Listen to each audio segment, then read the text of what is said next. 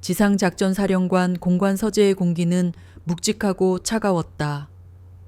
서늘한 가을 햇살이 육중한 원목 책상 위로 쏟아져 들어왔지만 그 온기는 방 안의 팽팽한 긴장감을 녹여내지 못했다.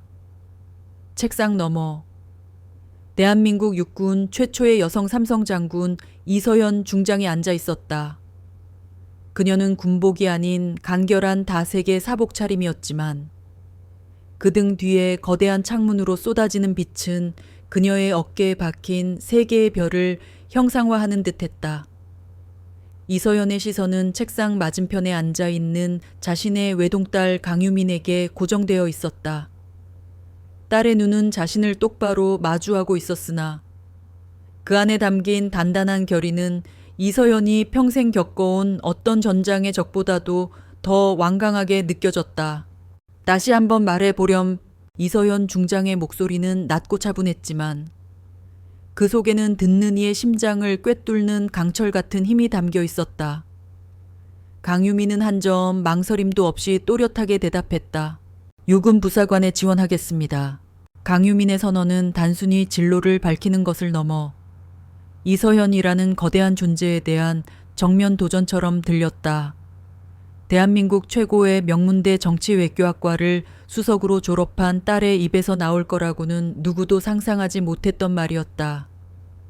사관학교를 수석으로 입학하고 장교의 길을 걷는 것은 이미 모두가 당연하게 여기는 유민의 운명이었다.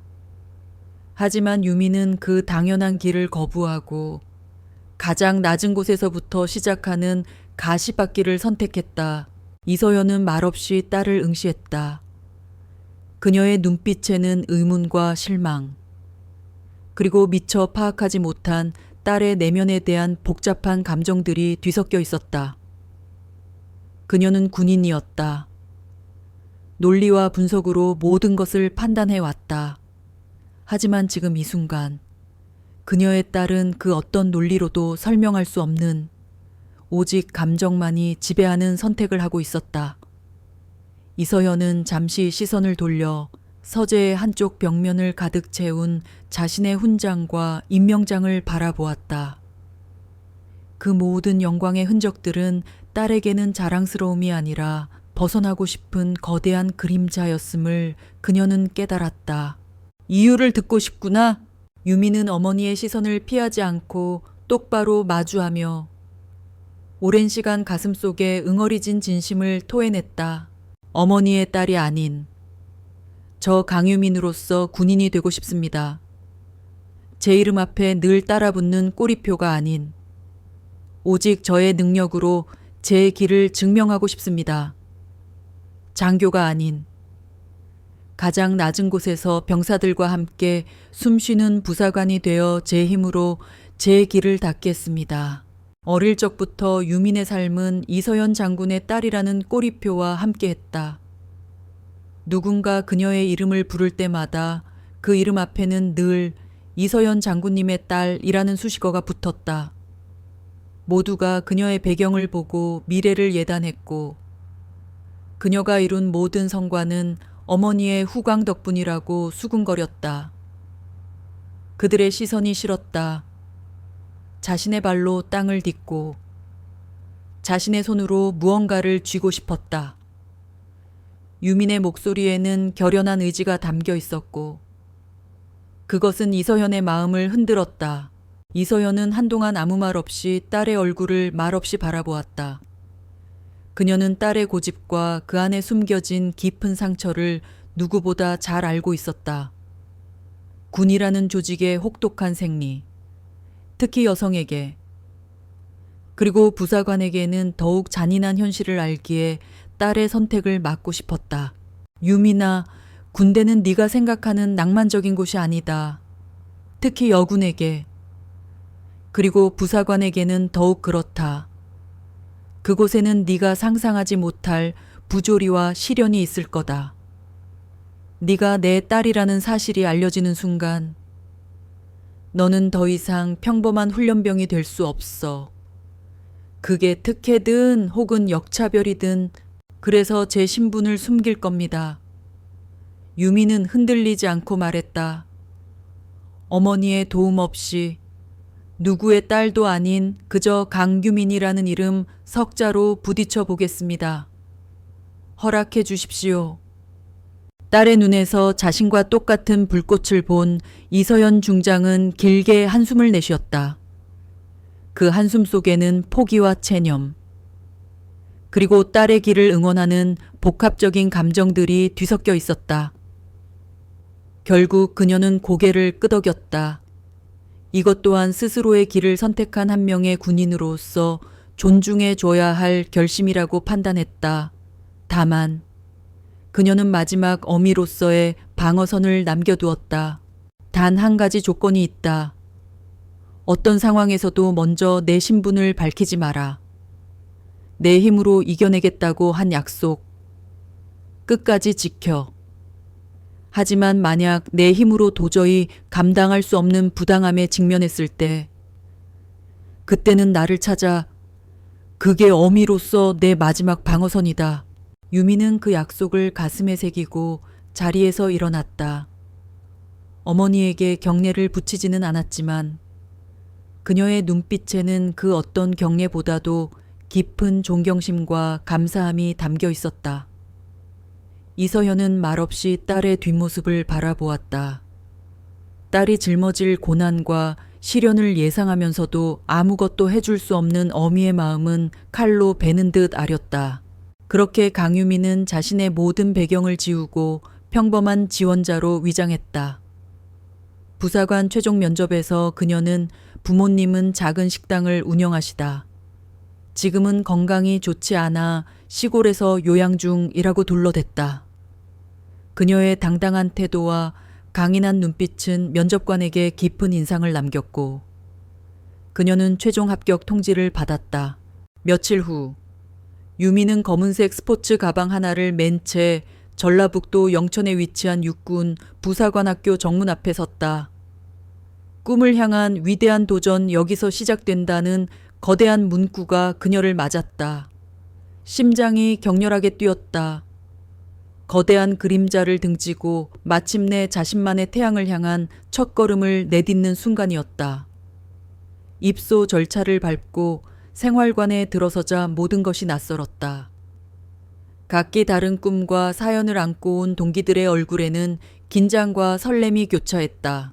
한쪽에서는 아버지나 형이 직업군인이라서 온 동기가 있었고 다른 쪽에서는 힘든 가정 형편 때문에 안정적인 직업을 찾아왔다는 동기가 있었다.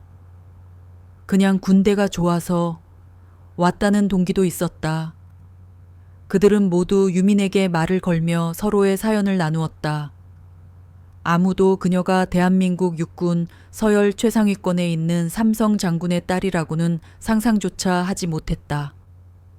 유민은 조용히 자신의 관물대를 정리하며 주변의 소리에 귀를 기울였다. 그들의 순수한 열정과 진솔한 이야기는 그녀의 마음속 깊은 곳에 낯선 안정감을 선사했다. 하지만 그 평화는 그리 오래가지 않았다. 야, 모두 주목! 생활관 문이 거칠게 열리며 서슬 퍼런 목소리가 울려 퍼졌다. 훈련 부사관 계급장을 단 중사 한 명이 몽둥이처럼 보이는 지휘봉을 들고 서 있었다. 그의 눈빛은 매서웠고 표정은 차갑게 굳어 있었다. 지금부터 너희는 민간인이 아니다. 육군 부사관 후보생이다. 내 말은 곧 법이고 내 지시는 하늘이다. 알겠나? 네, 알겠습니다. 우렁찬 대답이 터져 나왔지만 그들의 눈빛은 아직 군기가 잡히지 않은 채 흔들리고 있었다. 훈련 부사관은 매서운 눈으로 후보생들을 훑었다. 그리고 그의 시선이 유독 한 곳에 오래 머물렀다. 바로 강유민이었다. 다른 후보생들처럼 어수룩하거나 긴장한 기색 없이 너무나도 차분하고 고요한 눈빛. 그 눈빛이 훈련 부사관의 심기를 불편하게 만들었다. 유미는 불길한 예감에 휩싸였다. 자신의 진짜 시험은 이제 막 시작되고 있었다. 영천 부사관 학교에서의 생활은 혹독함 그 자체였다. 새벽 5시 기상부터 밤 10시 소등까지 단 1분의 쉼도 허락되지 않는 시간들이었다. 흙먼지 속을 구르고 빗속을 달리며 유민의 몸은 하루가 다르게 단단해졌다. 하지만 그녀의 정신을 갉아먹는 고통은 육체적인 훈련과는 다른 곳에서 찾아왔다. 그 중심에는 교육 중대장 백혜린 대위가 있었다. 이오른만요.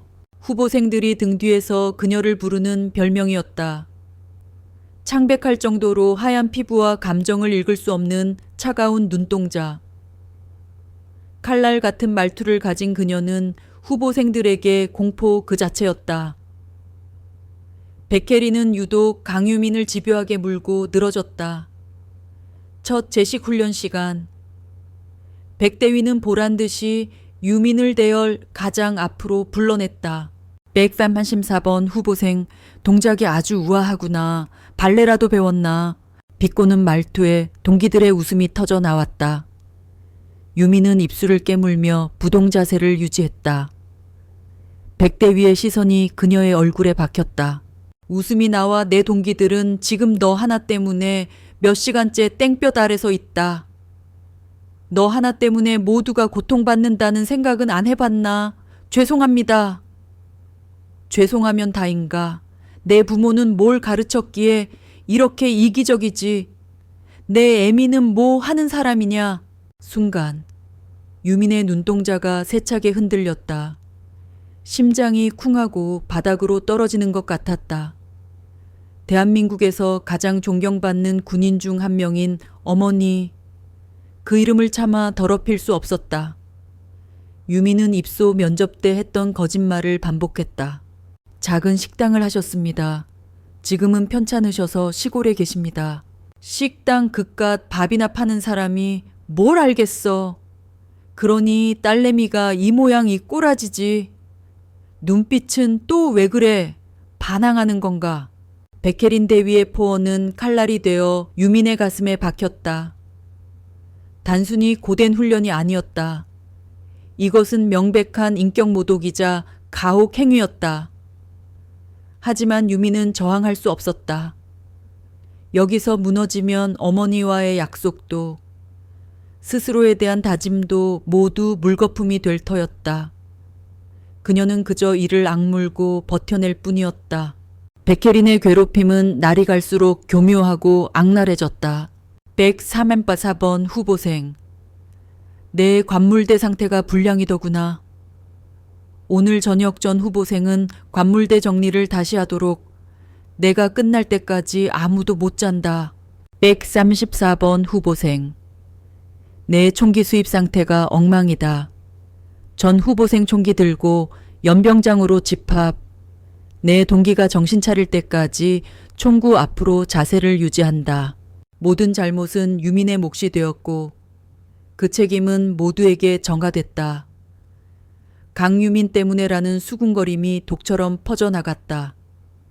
처음에는 유민을 동정하던 동기들도 하나둘 등을 돌리기 시작했다. 고된 훈련 속에서 연대 책임이라는 족쇄는 동료애를 갉아먹고 미움을 키웠다. 유일하게 유민에게 말을 걸어주던 동기 김나영마저 어느 날부터 그녀를 피했다. 쉬는 시간. 화장실 구석에서 나영기가 다른 동기들과 나누는 대화를 우연히 듣게 되었다. 나도 유민이한테 안 됐다고 생각하는데 이러다 우리까지 찍히겠어. 백대위 눈밖에 나면 인간이고 뭐고 끝장이야. 그냥 없는 사람 취급하는 게 상책이야. 그 말을 듣는 순간 유민은 세상에 혼자 버려진 기분이었다. 밤이 되면 모두가 잠든 생활관에서 소리 죽여 울었다. 내가 왜 이런 모욕을 당해야 하는가. 어머니에게 전화 한 통이면 이 모든 것을 끝낼 수 있는데 삼성 장군의 딸이라는 신분을 밝히는 순간 백혜린 대위는 물론이고 교장까지 달려와 그녀 앞에 무릎 꿇을 것이다. 수십 번, 수백 번 유혹이 밀려왔다. 하지만 그때마다 어머니의 마지막 당부가 귓가에 맴돌았다. 나의 힘으로 이겨내겠다고 한 약속 끝까지 지켜라. 유미는 눈물을 닦고 다시 마음을 다잡았다. 이것이 바로 내가 원했던 시련이 아니었던가.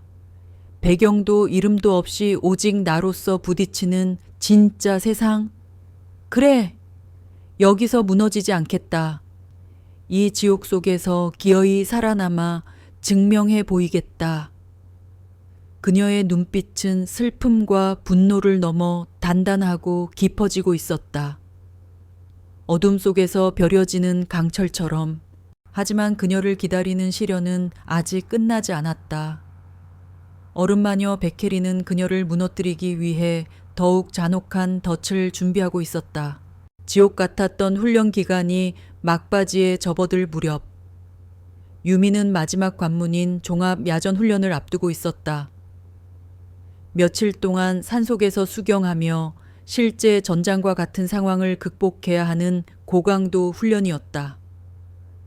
후보생들의 얼굴에는 피로가 역력했지만 이것만 넘으면 꿈에 그리던 하사 계급장을 달 수 있다는 희망으로 버티고 있었다. 훈련의 총지휘는 당연히 베케린 대위가 맡았다. 그녀의 눈은 평소보다 더욱 날카롭게 빛나고 있었다. 이번 훈련에서 낙오하는 자는 임관할 자격이 없다. 특히 개인 행동으로 팀에 피해를 주는 자는 가차없이 퇴교 조치하겠다. 명심해라. 여기는 전쟁터고 너희는 하나의 부품이다. 부품은 명령에 따라 움직일 뿐 스스로 생각하지 않는다. 백대위는 유민을 쏘아보며 말을 맺었다. 그 경고가 누구를 향한 것인지 모두가 알고 있었다. 유민은 그저 굳은 표정으로 백대위의 시선을 받아냈다.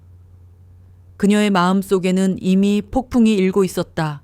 훈련 둘째 날, 가장 험준한 산악 행군 코스에서 결국 사달이 났다.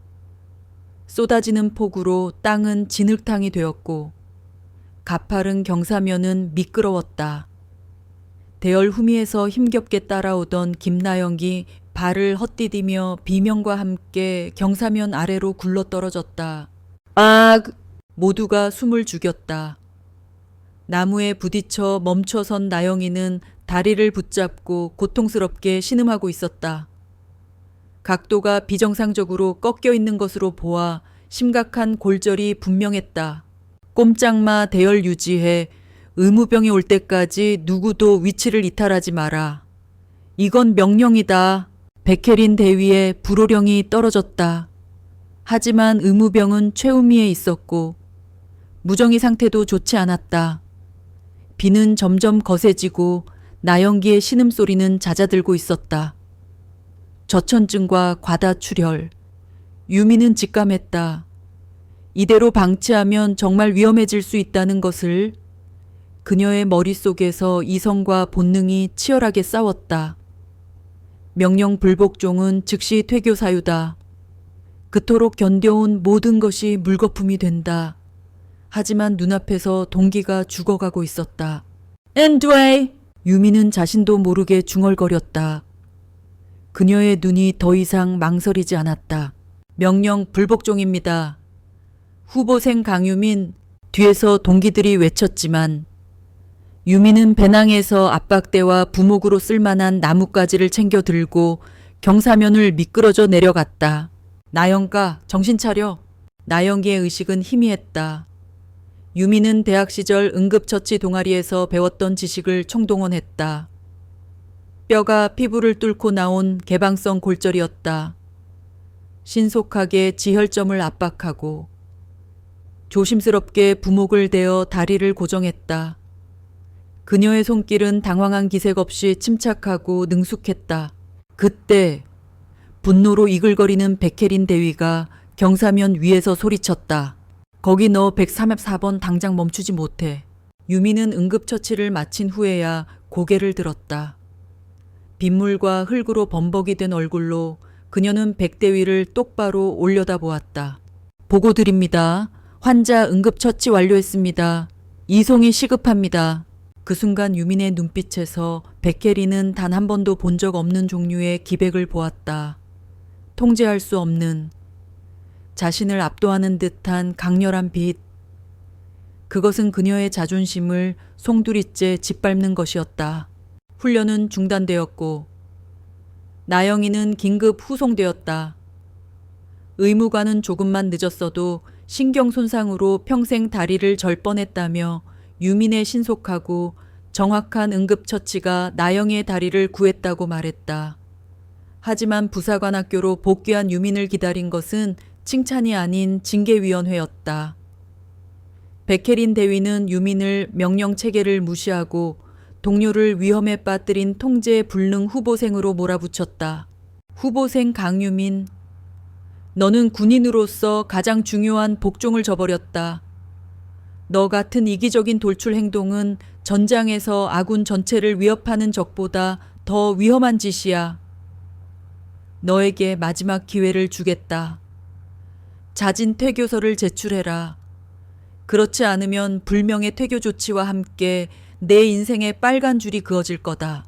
징계위원회실, 교장과 훈육관들, 그리고 베케린 대위가 앉아있는 그 자리에서 유미는 모든 희망이 사라지는 것을 느꼈다. 억울했다. 분했다. 하지만 그 무엇도 그녀의 결정을 되돌릴 수는 없을 것 같았다. 그녀는 결국 스스로의 신념을 지키기 위해 모든 것을 잃게 된 것이다. 바로 그때였다. 어머니의 목소리가 귓가에 울렸다. 나의 힘으로 감당할 수 없는 부당함에 직면했을 때 그때는 나를 찾아라. 유미는 떨리는 손으로 책상 위 자진퇴교서를 밀어냈다. 그리고 고개를 들었다. 더 이상 잃을 것이 없는 사람의 눈빛이었다. 퇴교할 수 없습니다. 뭐라고? 베케린 대위의 미간이 꿈틀거렸다. 저는 사람을 구했을 뿐 잘못한 것이 없습니다. 이런 식으로 저를 내쫓는다면 저는 이 부조리를 세상에 알릴 수밖에 없습니다. 내깎게 뭘 할 수 있는데, 네. 에미가 식당이라도 팔아서 변호사라도 사준대. 베케린이 다시 한번 유민의 가장 아픈 곳을 찔렀다. 그 순간 유민의 마지막 인내의 끈이 끊어졌다. 제 어머니, 유민은 떨리는 목소리로 입을 열었다. 제 어머니는 대한민국 육군 지상작전사령관 이서현 중장이십니다. 정적이 흘렀다. 곧이어 폭소가 터져 나왔다. 가장 크게 웃은 것은 베케린 대위였다. 이제 하다 정신까지 나갔구나. 지가 삼성 장군 딸이야, 야. 내가 보기엔 너는 군인이 아니라 병원에 가야겠다. 피해망상에 과대망상까지. 아주 종합병원일세. 교장과 훈육관들도 혀를 차며 유민을 한심하다는 듯 쳐다봤다. 아무도 그녀의 말을 믿지 않았다. 오히려 그녀를 정신 이상자로 취급할 뿐이었다. 여봐라. 당장 저 후보생 끌어내. 의무실에 격리 조치하고 정신과 군의관 호출해. 베케린 대위의 명령에 헌병들이 달려들어 유민의 양팔을 붙잡았다. 유민은 필사적으로 저항하며 외쳤다. 사실입니다. 확인해 보십시오. 제발. 하지만 그녀의 절규는 허공에 흩어질 뿐이었다. 질질 끌려나가며 유민의 눈에 비친 것은 경멸과 조소가 가득한 베케린 대위의 얼굴이었다.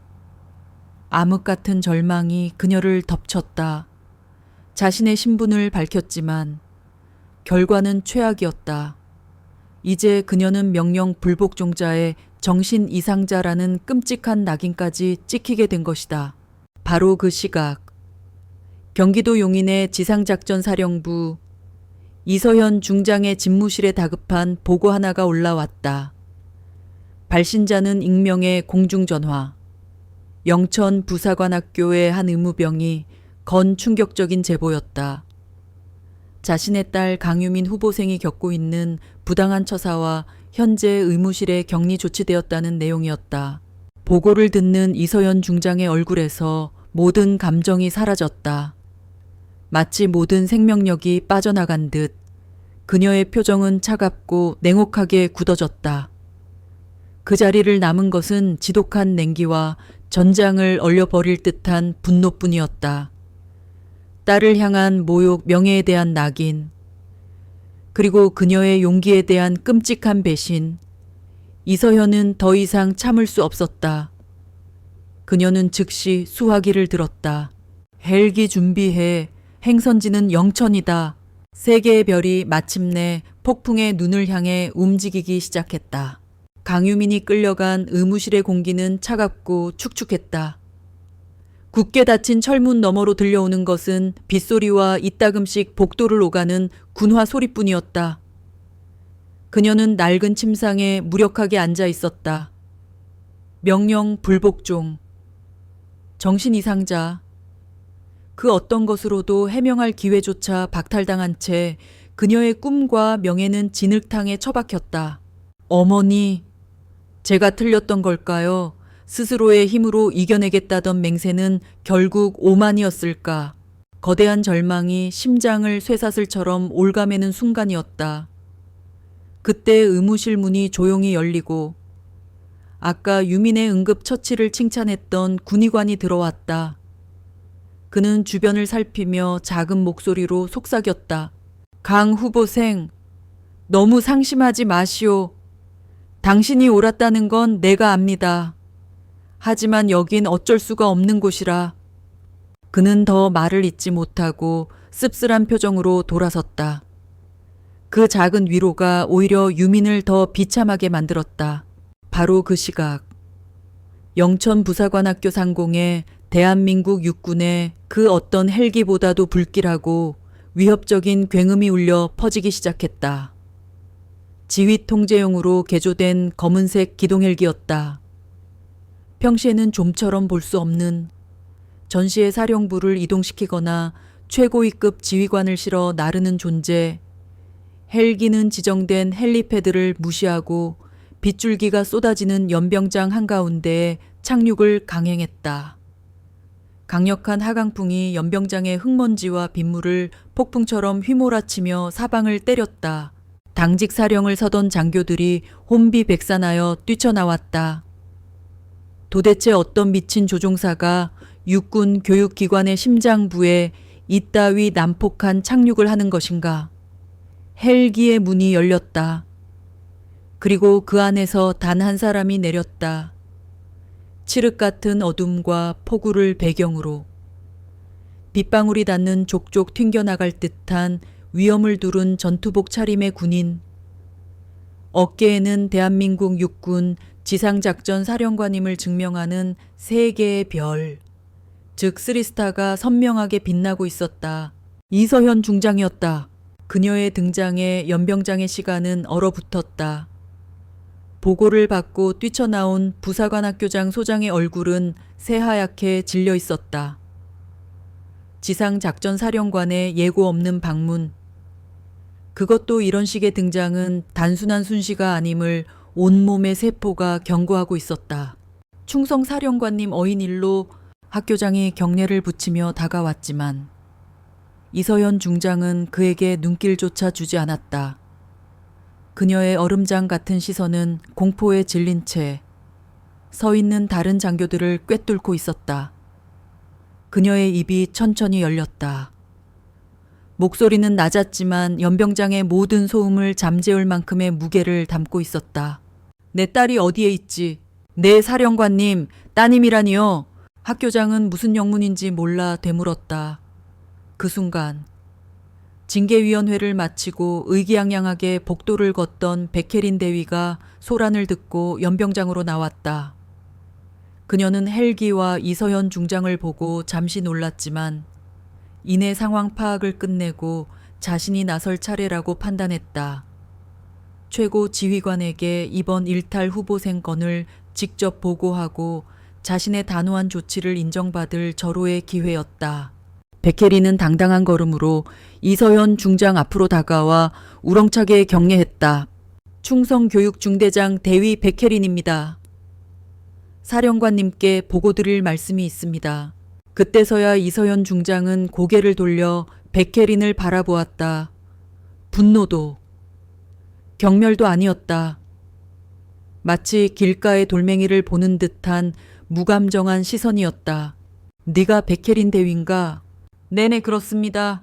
내 딸에게 폭언을 하고 동기를 구한 행동을 문제 삼아 퇴교를 강요한 자가 이서현 중장은 한 걸음 백혜린에게 다가갔다.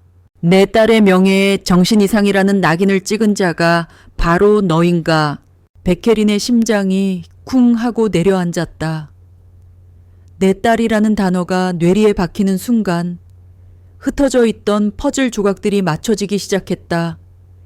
강유민의 차분한 눈빛, 굴하지 않던 태도, 그리고 마지막 절규처럼 외쳤던 말.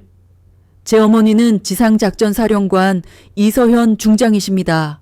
백혜린의 얼굴에서 핏기가 사라지고 동공이 걷잡을 수 없이 흔들렸다. 온몸이 사시나무처럼 떨려왔다. 이서현 중장의 차가운 목소리가 그녀의 영혼을 얼려버렸다. 대답해 보아라. 대위! 내 애미는 대체 뭘 가르쳤기에 군인의 명예와 생명을 그따위로 짓밟는 법을 배웠지. 강유민에게 던졌던 모욕이 수백 배의 무게가 실린 비수가 되어 정확히 자신에게 돌아와 박혔다. 백혜리는 아무 대답도 하지 못했다. 아, 하는 소리 없는 비명만이 터져 나왔다. 다리에 힘이 풀리며 그 자리에 주저앉을 뻔한 것을 옆에 있던 훈육관이 간신히 부축했다. 그녀가 쌓아 올린 철옹성 같던 자존심과 오만이 한순간에 먼지처럼 부서져 내렸다. 이서현 중장은 더 이상 백혜린을 보지 않았다. 그녀는 학교장을 향해 돌아섰다. 당장 내 딸을 데려와. 명령이 떨어지기 무섭게 장교들이 의무실로 달려갔다. 잠시 후 헌병들에게 이끌려 나온 강유민은 연병장의 광경을 보고 그대로 멈춰섰다. 폭우 속 헬기를 등지고 서 있는 어머니, 그리고 그 앞에 고개를 숙인 채 벌벌 떨고 있는 백혜린 대위와 학교 간부들. 현실감이 없었다. 이서현 중장은 딸에게 천천히 걸어갔다. 흙과 땀으로 얼룩진 딸의 얼굴을 본 순간 그녀의 눈빛이 미세하게 흔들렸다. 강철 같던 지휘관의 얼굴에 처음으로 어미의 고통이 스쳤다. 하지만 그녀는 유민을 안아주거나 눈물을 보이지 않았다. 대신 딸의 어깨에 묻은 흙먼지를 조용히 털어주었다. 그 무심한 듯한 손길 하나에 모든 위로와 미안함, 그리고 자부심이 담겨 있었다. 고생했다, 내 딸! 그 한마디에 강유민은 무너져 내리는 것을 참기 위해 입술을 깨물어야만 했다. 이서현 중장은 딸의 어깨를 감싸 안고 돌아서서 공포에 질린 학교 간부들을 향해 선언했다. 지금 이 시간부로 육군 부사관 학교에 대한 지상작전사령부 감찰실의 특별감찰을 명한다. 이 썩어 빠진 곳의 뿌리부터 모조리 뽑아낼 것이다. 한 명도 예외는 없다. 그녀는 유민을 데리고 헬기에 올랐다. 굉음과 함께 헬기가 다시 떠오르자 아래로 혼돈에 빠진 부사관 학교의 정형이 보였다. 그 중심에는 넋이 나간 채 비를 맞으며 서 있는 백혜린 대위의 초라한 모습이 점처럼 작아지고 있었다. 폭풍이 모든 것을 휩쓸고 지나간 자리. 이제 유민에게는 잔해를 수습하고 새로운 길을 선택해야 하는 시간이 다가오고 있었다. 용인 공간으로 돌아오는 헬기 안. 모녀 사이에는 무거운 침묵이 흘렀다. 강유민은 창밖으로 빠르게 스쳐 지나가는 풍경을 보며 고개를 숙이고 있었다. 안도감과 함께 밀려드는 것은 일종의 패배감이었다. 결국 자신의 힘으로 이겨내지 못했다. 어머니의 절대적인 권력이 동원되고서야 상황은 끝이 났다. 이것이 과연 자신이 원했던 증명일까? 그때 이서현 중장이 나직하게 입을 열었다. 스스로 실패했다고 생각하나 유미는 대답하지 못했다. 그녀의 침묵이 곧 긍정이었다. 유민아! 이서현 중장은 딸의 손을 잡았다. 투박하고 굳은 살이 박인 훈련의 흔적이 고스란히 남은 손이었다. 군인은 혼자 싸우는 존재가 아니다. 고립된 보병은 가장 먼저 죽는다. 자신의 힘으로 버틸 수 있는 데까지 버티고 한계에 부딪혔을 때 정확한 좌표를 찍어 화력 지원을 요청하는 것. 그것이 가장 현명한 군인이다. 너는 도망치지 않고 끝까지 버텼다. 그리고 감당할 수 없는 부조리 앞에서 정확하게 나를 불렀다. 그건 실패가 아니라 가장 뛰어난 전술적 판단이었다. 어머니의 말은 유민의 마음속 응어리를 따뜻하게 녹여주었다. 패배감이 아니라 또 하나의 소중한 교훈이 가슴에 새겨졌다. 혼자 모든 것을 짊어지는 것이 강함이 아니라는 것. 때로는 도움을 요청하는 용기가 더 큰 힘이 될 수 있다는 것을. 그 후 며칠간 영천부사관 학교는 말 그대로 뒤집혔다. 지상작전사령부 감찰실 소속의 날카로운 장교들이 들이닥쳐 서류철 하나, 창고 구석 하나까지 샅샅이 파헤쳤다. 백혜린 대위의 상습적인 폭언과 가혹 행위에 시달렸던 다른 후보생들의 익명 제보가 쏟아져 나왔다. 김나영 역시 자신의 다리를 구해준 유민이 겪었던 부당함을 눈물로 증언했다. 결과는 신속하고 단호했다. 백혜린 대위는 직위 해제는 물론 품위 유지 의무 위반, 직권 남용, 가혹 행위 등의 혐의로 군사재판에 회부되었다. 그녀의 화려했던 군 생활은 가장 불명예스러운 방식으로 끝을 맺었다.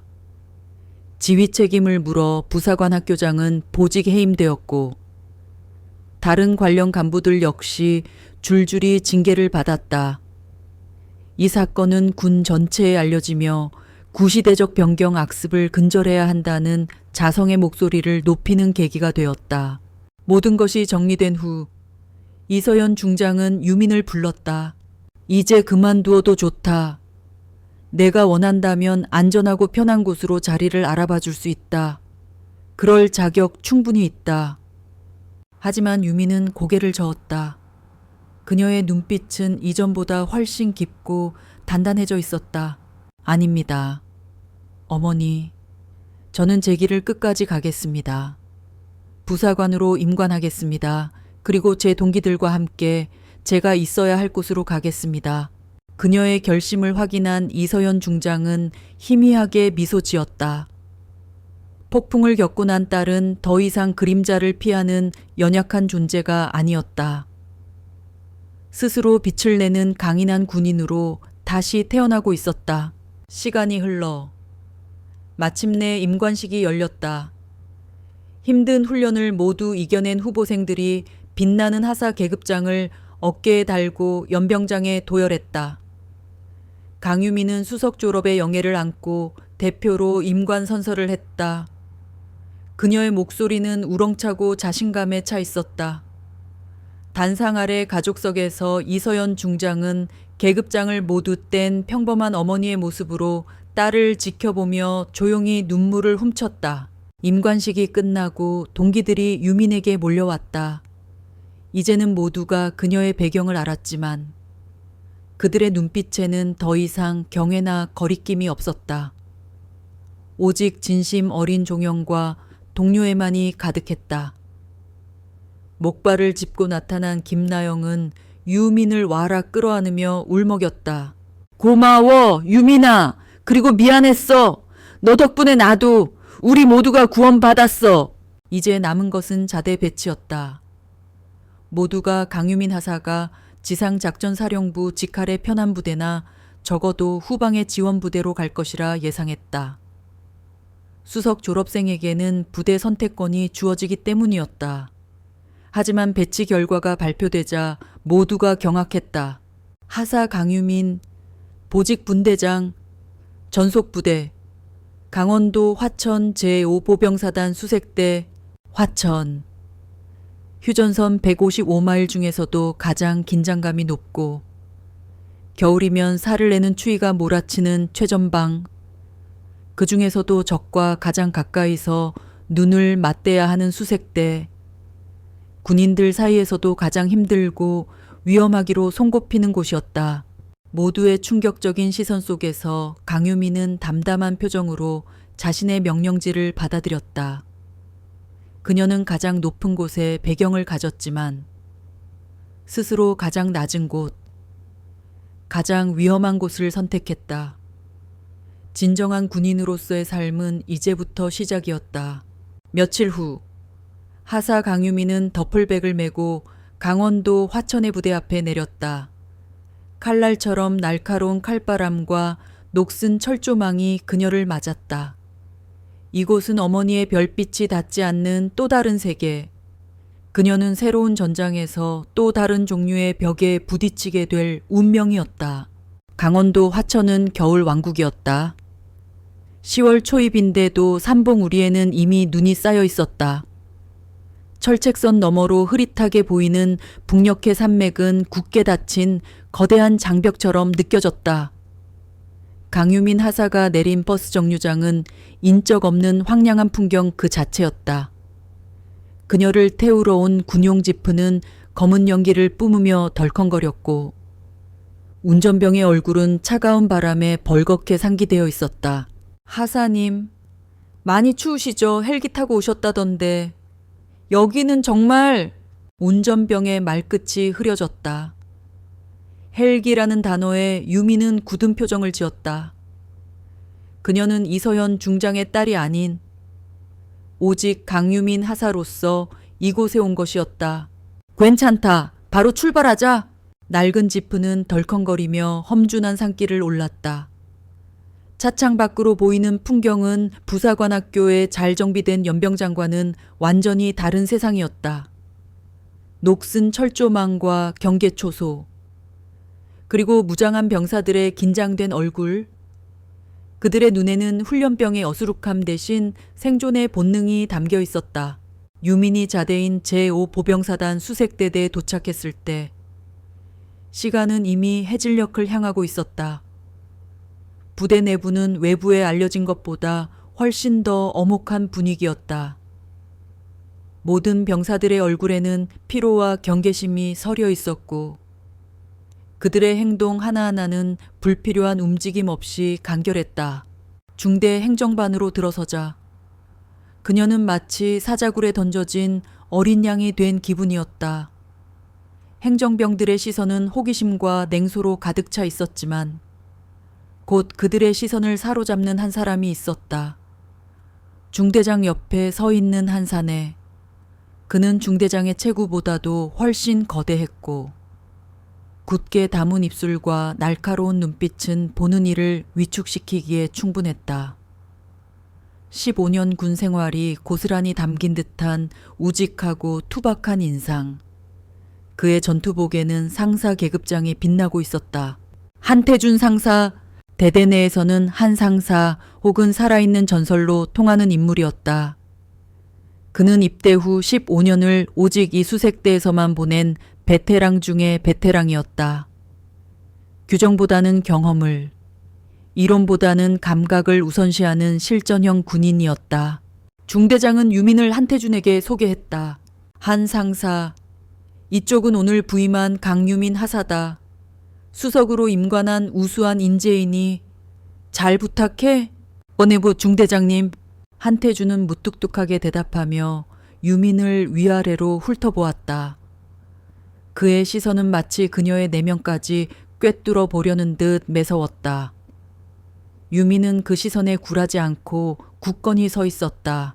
수석이시라 대단하십니다. 칭찬이라고 하기에는 너무나도 건조하고 비꼬는 듯한 말투였다. 한태준은 악수 대신 고개를 까딱하는 것으로 인사를 대신했다. 그는 유민이 여군이라는 사실, 그리고 부사관학교 수석이라는 사실에 대해 뿌리 깊은 불신을 가지고 있었다. 그에게는 책상 물림, 온실 속 화초라는 꼬리표가 먼저 떠올랐다. 이 험난한 최전방 수색대에서 그깟 수석이라는 타이틀이 무슨 의미가 있단 말인가? 편제상, 강하사는 제가 지휘하는 3소대 분대장입니다.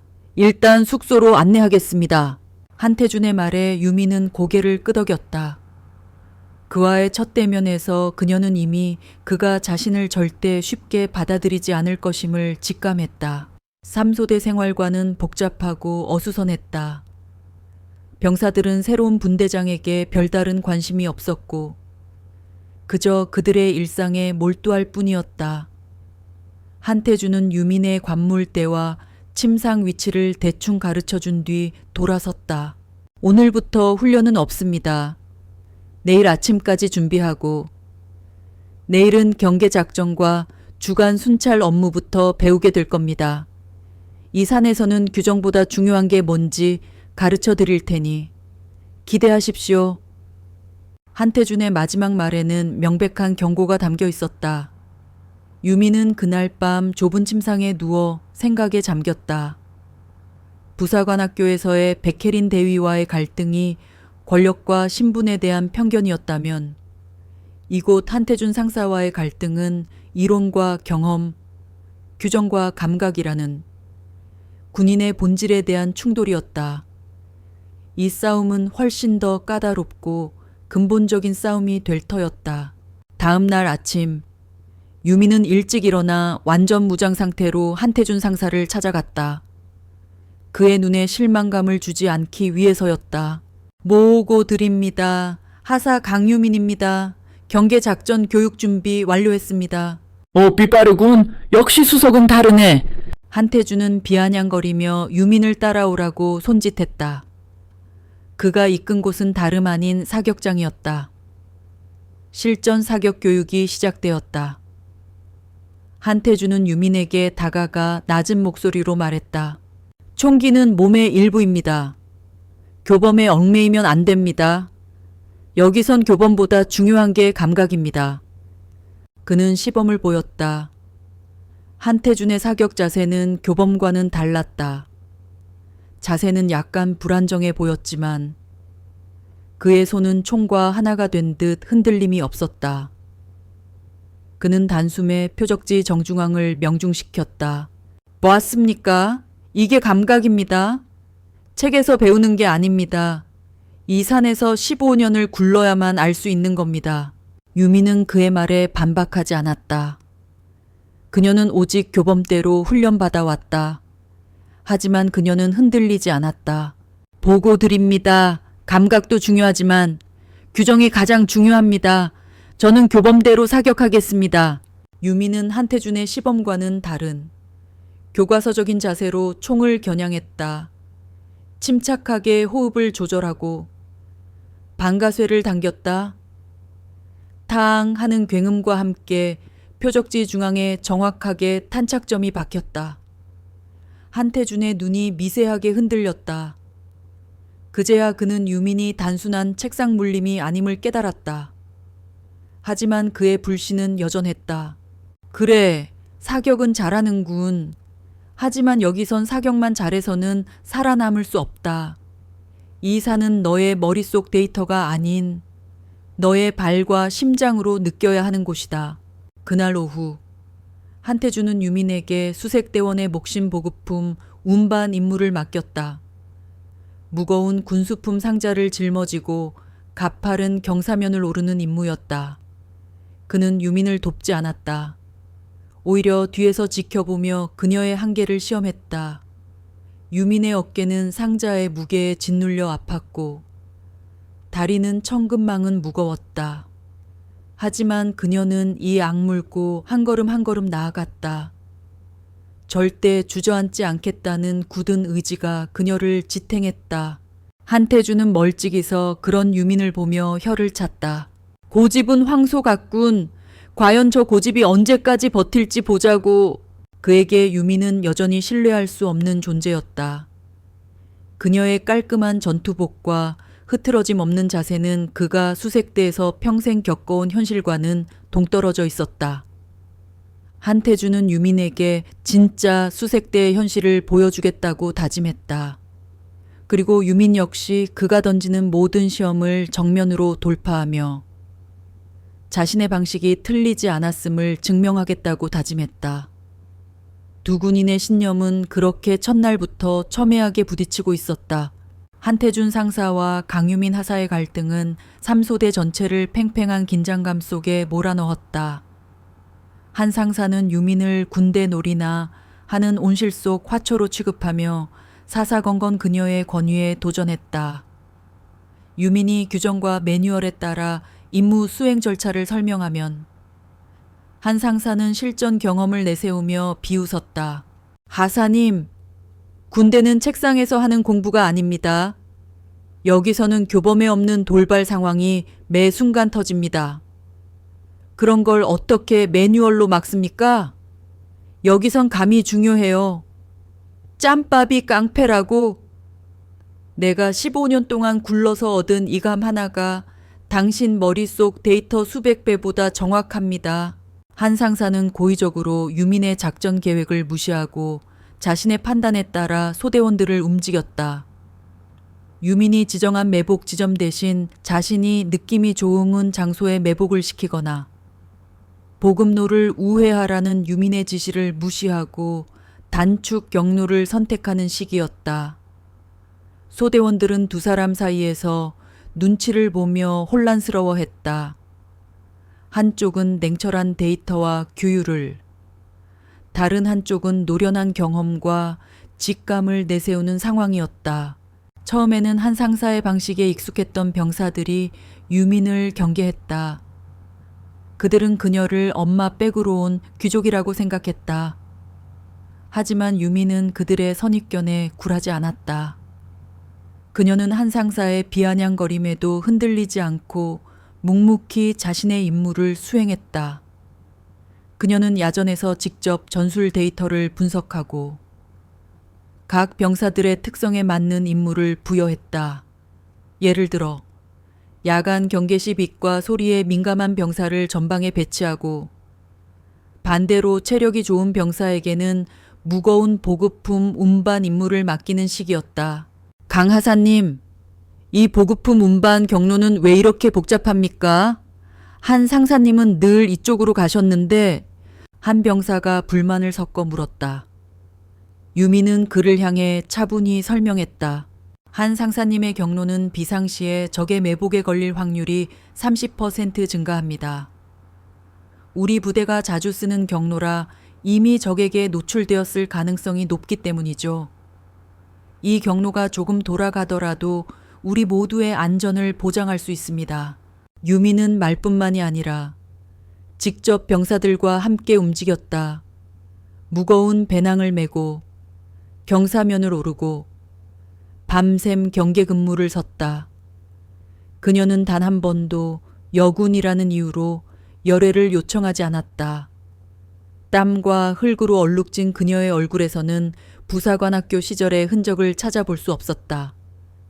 그녀의 진심과 헌신적인 태도는 소대원들의 마음을 서서히 움직였다. 특히 데이터와 규정에 기반한 유민의 리더십은 소대 전체의 효율성을 눈에 띄게 끌어올렸다.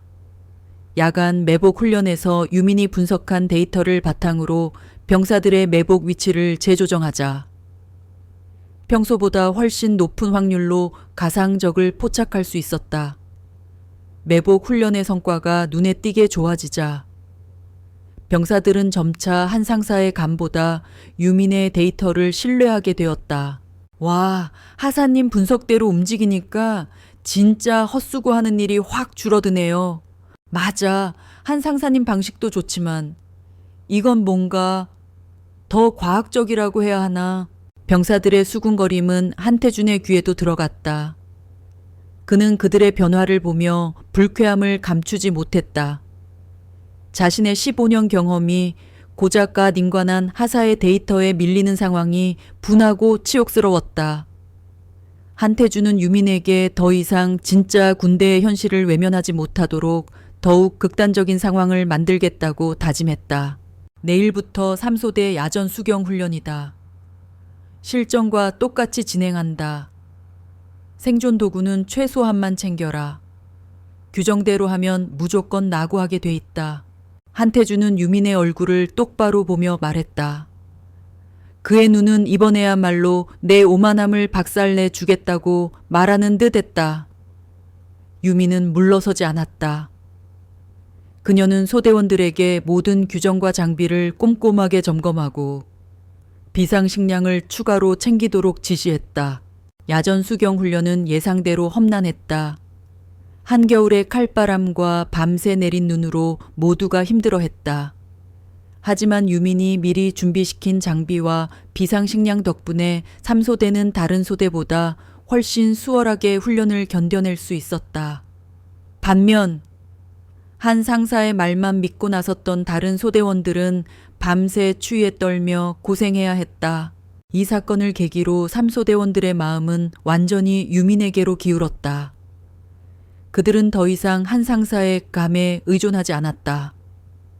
이제 3소대는 대대에서 가장 효율적이고 사기가 높은 소대가 되었다.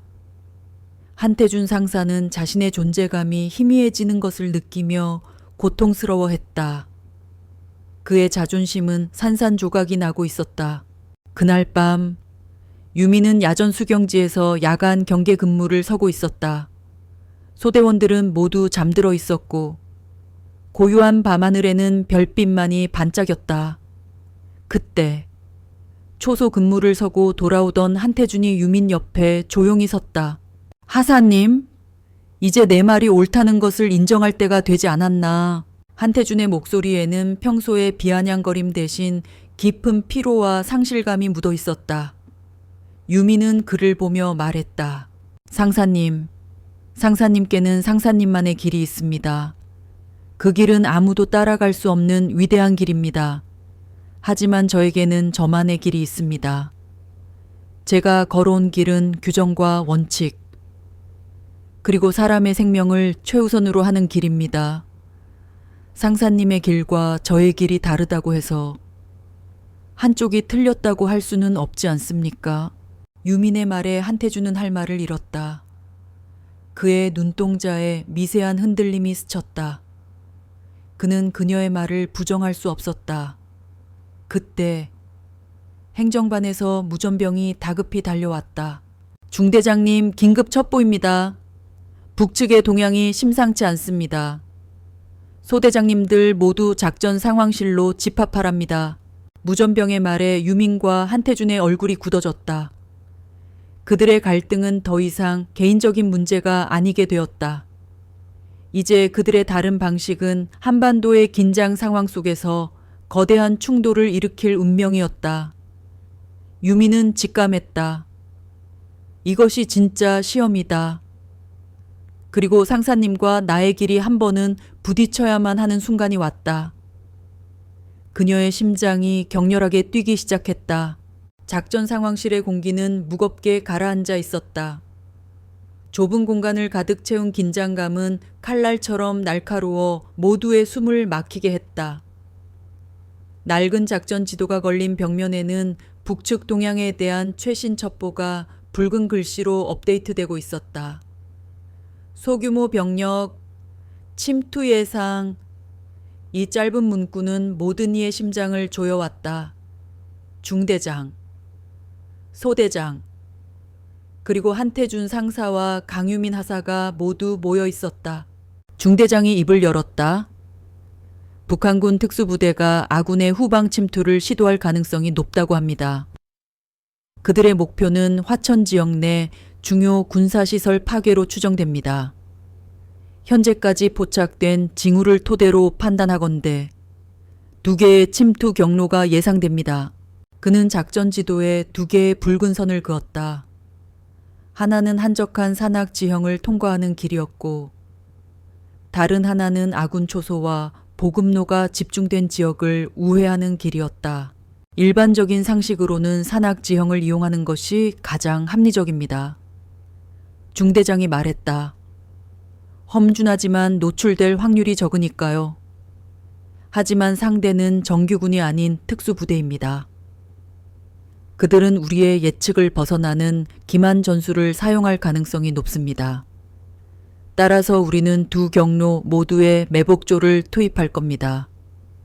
각 소대장은 소대원들을 이끌고 예상 침투로에 매복하여 적을 격퇴한다. 이상. 중대장의 작전 지시가 끝나자 모두가 조용히 자신의 위치로 돌아가려 했다. 그때 강유민이 손을 들었다. 중대장님께 보고 드립니다. 혹시 적이 의도적으로 2 경로를 모두 활성화하고 제3의 경로를 이용해 침투할 가능성은 없습니까? 그녀의 질문에 작전 상황실은 일순간 정적이 흘렀다. 모두의 시선이 유민에게로 향했다. 한태준 상사는 콧방귀를 뀌며 그녀를 비웃었다. 하사님, 소설 쓰십니까? 첩보에도 없는 제3의 경로라니. 그런 쓸데없는 생각 할 시간에 장비나 점검하시죠. 중대장 역시 유민의 질문이 다소 비현실적이라 생각했다. 강 하사, 우리는 현재 첩보에 기반해서 작전을 수행해야 합니다. 쓸데없는 변수까지 고려하면 움직일 수가 없어요. 하지만 유민은 물러서지 않았다. 그녀는 대대 본부에서 인계받은 최신 위성사진과 드론 영상, 그리고 최근 몇 달간 이 지역에서 발생했던 비정상적인 동물의 이동 경로와 낙엽의 분포까지 꼼꼼하게 분석한 데이터를 들이밀었다. 보고 드립니다. 지난 몇 주간 북한군 훈련기지에서 사용한 것으로 추정되는 신호탄이 발견된 장소와 이 지역의 비정상적인 동물 이동 경로가 일치하는 곳이 있습니다. 이 데이터는 적이 이미 이 지역에 대한 사전 정찰을 마쳤고 예상치 못한 침투 경로를 확보했을 가능성을 시사합니다. 또한 지난번 폭우 때 쓸려 내려간 것으로 추정되는 낙석의 분포는 이 지역에 새로운 통로가 형성되었을 가능성을 보여줍니다. 그녀의 분석은 너무나도 구체적이고 논리적이었다. 중대장의 얼굴에 당혹감이 스쳤다. 그는 한태준 상사에게 의견을 구했다. 한 상사, 어떻게 생각하나? 한태준은 작전 지도를 한참 동안 들여다보았다. 그가 15년 동안 쌓아온 경험과 직감은 중대장이 예상한 2개의 침투로가 가장 합리적인 길이라고 말해주고 있었다. 하지만 유민이 지목한 제3의 경로는 그의 뇌리 속에서 무시할 수 없는 불안한 그림자를 드리우고 있었다. 보고 드립니다. 중대장님, 저는 감으로 움직입니다. 지난 15년간 이 지역의 감을 믿고 움직여 왔습니다. 저는 하사님처럼 컴퓨터로 분석하는 것보다는 직접 발로 뛰어다니며 쌓은 경험을 믿습니다. 저는 첫 번째 경로에 매복조를 이끌고 가겠습니다. 한태준은 자신의 자존심을 지키기 위해 결국 유민의 의견을 묵살했다. 중대장 역시 더 이상 복잡한 상황을 만들고 싶지 않았다. 그는 유민에게 말했다. 강 하사, 너와 내 소대는 2번째 경로에 매복한다. 한 상사의 말처럼 현장에서는 경험이 가장 중요해. 너는 아직 경험이 부족하다. 가서 많이 배워라. 중대장의 최종 지시가 떨어졌다. 유민은 한태준의 조롱 어린 시선과 중대장의 무시를 뒤로하고 조용히 작전 상황실을 나섰다. 그녀는 자신의 직감과 데이터가 틀리지 않았음을 확신했다. 그녀의 마음속에는 불길한 예감이 징계에 드리워져 있었다. 만약 내 예측이 맞다면 한 상사님과 다른 소대원들은 엄청난 위험에 처하게 될 텐데 밤이 깊어졌다. 달빛 없는 칠흑 같은 어둠이 산 전체를 집어삼켰다. 한태준 상사는 1소대원들을 이끌고 첫 번째 예상 침투로에 매복해 있었다. 나뭇가지 하나 부러지는 소리에도 신경을 곤두서며 그들은 숨죽여 기다렸다. 한 상사는 자신의 오랜 경험을 믿었다. 북한 특수부대는 반드시 이 길을 택할 것이라고 확신했다. 그는 마치 맹수가 먹잇감을 노리듯 모든 감각을 곤두선 채 매복해 있었다. 한편 강유민 하사가 이끄는 3소대는 2번째 침투로에 매복해 있었다. 한 상사와 달리 유민은 소대원들에게 자신이 분석한 제3의 경로에 대한 가능성을 설명해 주었다. 이곳은 적의 기만 전술에 대비하는 길입니다. 우리는 적의 시선을 끌어주는 역할입니다. 하지만 만에 하나 우리의 예상대로 제3의 경로가 진짜 침투로라면 우리는 적의 후방을 공격할 수 있습니다. 우리는 다른 소대원들의 생명을 구해야 합니다. 그러기 위해 우리는 지금부터라도 제3의 경로에 대한 경계태세를 갖추고 모든 동향을 분석해야 합니다. 유미는 소대원들을 이끌고 제3의 경로를 중심으로 감시망을 넓혔다. 그녀는 소대원들에게 무정의를 지급하며 상호 간의 긴밀한 소통을 강조했다. 각자 맡은 구역에서 수상한 소리가 들리거나 미세한 빛이라도 포착하면 즉시 보고하도록 지시했다. 하사님, 그런데 이쪽으로 적이 오기는 할까요? 너무 험준해서 사람이 다닐 수나 있을지 모르겠습니다. 한 병사가 걱정스럽게 물었다. 유미는 그를 향해 웃으며 말했다. 그래서 더 위험한 겁니다. 적은 우리가 예상하지 못하는 길을 선택할 겁니다. 그리고 우리의 임무는 그들을 예상하고 대비하는 것입니다. 그녀의 말은 소대원들에게 깊은 신뢰를 심어주었다. 유민의 진심이 그들에게 전해졌기 때문이었다. 그녀는 더 이상 그들의 눈에 귀족이나 책상 물림이 아니었다. 그녀는 그들의 생명을 책임지는 진정한 지휘관이었다. 시간은 흘러 자정이 넘었다. 그때 한 상사가 이끄는 1소대의 무정위에서 다급한 목소리가 들려왔다. 중대장님 보고드립니다. 적 발견 예상 경로에 들어왔습니다. 교전 시작합니다. 무정위 너머로 총성이 요란하게 터져 나왔다. 한 상사는 승리의 미소를 지었다. 봤나? 강하사 내 감이 맞았어. 하지만 그 기쁨은 오래가지 않았다. 몇 분 후 무정위에서 들려온 것은 총성보다 더 요란한 폭발음과 비명소리였다. 크악, 이게 뭐야? 지뢰가 터졌습니다. 중대장님 함정입니다. 함정에 빠졌습니다. 소대원들의 다급한 외침과 함께 무전이 끊겼다. 한 상사는 경악했다. 그가 믿어 의심치 않았던 감이 처절하게 배신당했다. 그들이 발견한 것은 북한군이 의도적으로 노출시킨 소규모의 기만조였고 그 주변에는 수많은 지뢰가 매설되어 있었다.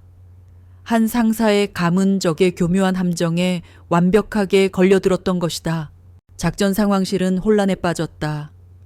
중대장은 즉시 1소대에 대한 구조작전을 명령했지만 갑자기 짙은 안개가 자욱하게 깔리며 시야를 가렸다. 기상 예보에도 없던 안개였다. 이것 또한 적의 치밀한 계획이었다. 그때 유민의 분대원 중 한 명이 외쳤다.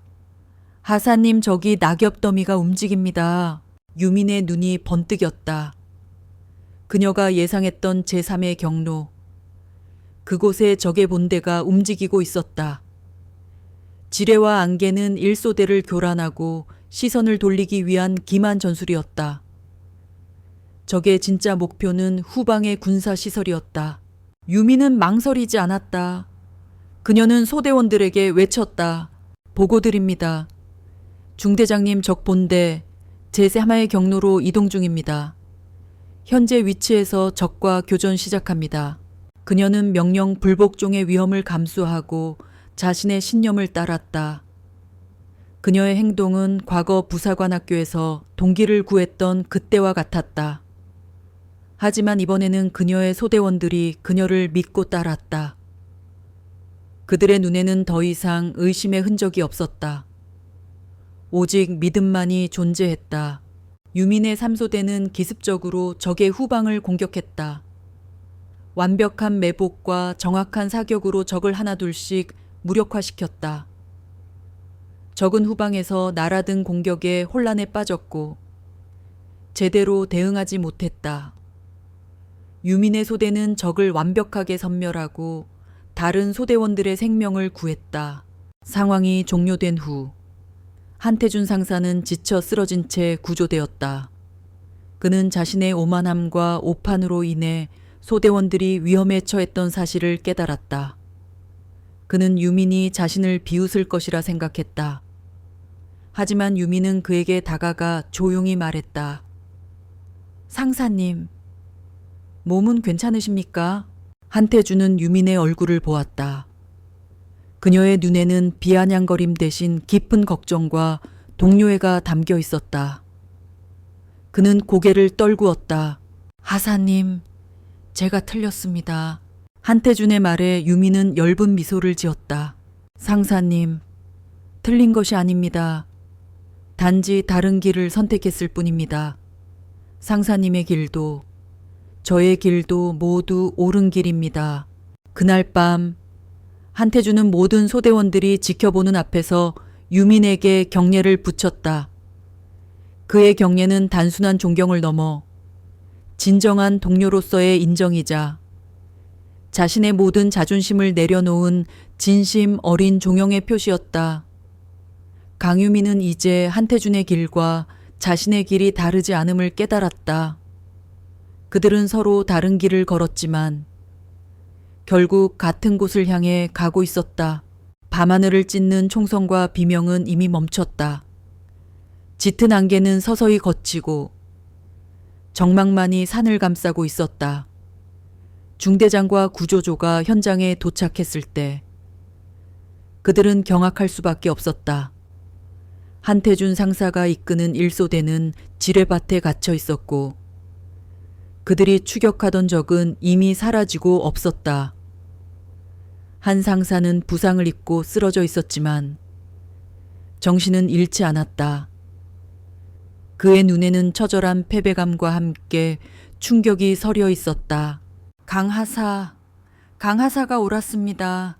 모두 함정입니다. 한 상사의 쉰 목소리가 안개 속으로 흩어졌다. 바로 그 시각 제3의 침투로에서 작전을 수행하던 강유민의 3소대는 임무를 완벽하게 완수하고 있었다. 그들은 적의 본대가 이동하는 것을 미리 포착하고 완벽한 매복과 기습으로 적을 무력화시켰다. 3소대는 단 한 명의 부상자도 없이 임무를 완수했고 적의 주요 장비를 회수하여 후방 침투의 위협을 완전히 제거했다. 작전 복귀 후 중대장은 믿을 수 없다는 표정으로 유민에게 물었다. 강하사, 대체 어떻게 된 일인가? 어떻게 그 경로를 예측했지? 유민은 담담하게 대답했다. 보고 드립니다. 중대장님, 적은 예상 가능한 경로를 선택하지 않습니다. 저는 모든 데이터와 징후를 토대로 제3의 경로를 예측했고 작전의 중요성을 고려하여 제 소대원들에게 이 사실을 알리고 독자적으로 움직였습니다. 그녀의 말은 작전 상황실의 모두에게 충격을 주었다. 한태준 상사의 경험이 꺾이고 강유민의 데이터와 신념이 승리한 순간이었다. 이 사건은 대대 전체에 퍼져나갔고 강유민은 모두에게 존경받는 진정한 군인으로 인정받게 되었다. 더 이상 그 누구도 그녀를 엄마 빽이나 온실 속 화초라 부르지 않았다. 그녀는 오직 강유민이라는 이름 석자로 모든 것을 증명했다. 다음 날 모든 소대원이 모인 자리에서 중대장은 이번 작전의 공을 강유민 하사와 3소대원들에게 돌렸다. 그때 목발을 짚고 나타난 한태준 상사가 천천히 앞으로 나왔다. 그의 얼굴은 아직 창백했지만 눈빛만은 그 어느 때보다 진지하고 깊었다. 그는 모두가 보는 앞에서 유민에게 다가가 우렁찬 목소리로 외쳤다. 하사 강유민, 당신의 탁월한 판단력과 뛰어난 리더십 덕분에 우리 모두가 살았습니다. 제 오만함과 어리석은 판단으로 인해 소대원들이 위험에 처했던 것을 진심으로 반성합니다. 당신은 제가 15년간 이 산에서 봐왔던 어떤 장교, 어떤 간부보다도 뛰어난 군인입니다. 보고 드립니다. 상사 한태준, 이제 당신을 진심으로 존경합니다. 한태준은 경례를 붙였다. 그의 경례는 단순한 굴례가 아니었다. 그것은 모든 자존심과 편견을 내려놓은 한 군인의 진심, 어린 종영의 표현이었다. 유미는 그의 경례를 받고 그의 눈을 마주했다. 그녀는 그에게 경례를 되돌려주며 말했다. 상사님, 당신의 길과 저의 길은 달랐을지 모르지만 우리가 지켜야 할 것은 같았습니다. 우리는 모두 같은 방향을 향해 가고 있었습니다. 그 후 한태준 상사와 강유민 하사는 서로를 보완하는 완벽한 파트너가 되었다. 한 상사는 자신의 경험을 유민의 데이터와 결합했고, 유민은 한 상사의 노련함과 감각을 배우며 자신의 전술적 지식을 발전시켰다. 그들의 협력은 삼소대를 대대 최강의 부대로 만들었다. 몇 달 후, 강유민은 뛰어난 공로를 인정받아 화랑 무공훈장을 수여받았다. 훈장 수여식에 참석한 이서연 중장은 딸의 어깨에 빛나는 훈장을 보며 조용히 미소 지었다. 그녀의 딸은 이제 더 이상 자신의 그림자 아래에 있지 않았다. 스스로 빛을 내는 진정한 군인이자 리더가 되어 있었다.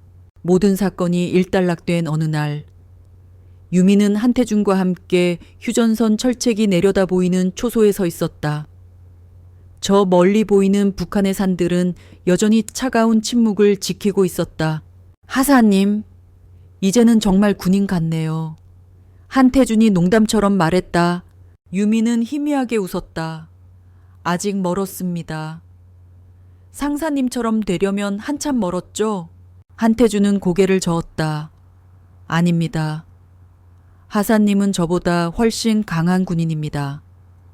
저는 저의 경험만을 믿었지만 당신은 데이터, 규정, 그리고 그 무엇보다도 동료에 대한 믿음으로 이겼습니다.